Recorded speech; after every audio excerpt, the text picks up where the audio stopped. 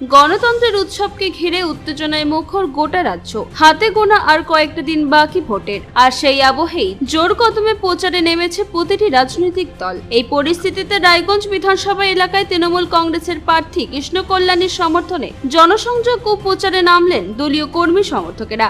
13 নম্বর কমলাবাড়ির এক অঞ্চল ছত্রপুরের বিভিন্ন এলাকায় ঘুরে ঘুরে সাধারণ মানুষের সঙ্গে যোগাযোগ স্থাপন করেন তারা। প্রচারের সময় স্থানীয় বাসিন্দাদের সঙ্গে সরাসরি কথা বলেন তৃণমূল কর্মীরা, শোনেন তাদের সমস্যা ও দাবি। পাশাপাশি রাজ্য সরকারের বিভিন্ন উন্নয়নমূলক প্রকল্প ও কাজের খতিয়ান তুলে ধরে পুনরায় সমর্থনের আবেদন জানান। এলাকা জুড়ে দলীয় পতাকা, ব্যানার এবং স্লোগানে সরগরম হয়ে ওঠে পরিবেশ।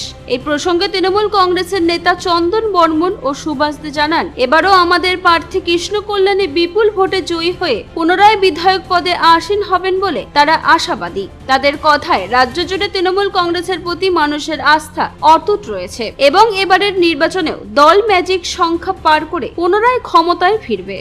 তো 100% সাড়া পাচ্ছি। প্রত্যেক লোকই আমাদেরকে বলছে যে রায়গঞ্জে কৃষ্ণ কল্যাণী বিধায়ক আবার নির্বাচিত হবে, আর সেই হিসাবে লোকজনের যা সাড়া পাচ্ছি আমরা 100% আমরা তৃণমূল এই বিধানসভাতে আমাদের বিপুল ভোটে জয় হবে।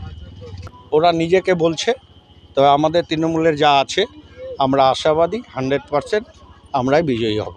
লড়াইটা তাহলে মূলত কার সাথে হবে? লড়াই বলতে কি, লড়াই সেটা ফ্যাক্টর মনে করছি না আমরা। আমাদের তৃণমূলের যে আছে আর আমাদের তৃণমূলের যে জনসাধারণ যে সাপোর্টে আছে, সেই সাপোর্টটাকে আমরা 100% মনে করছি। আপনার নাম? আমার নাম চন্দন বর্মন।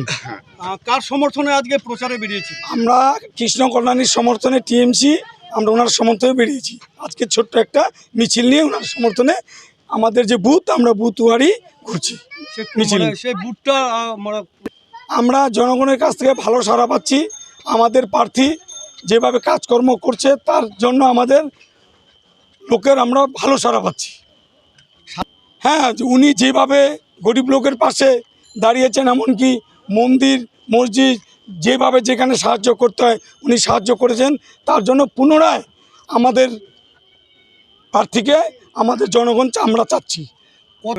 আমরা 100% আশাবাদী আমাদের প্রার্থী আবার আসছে।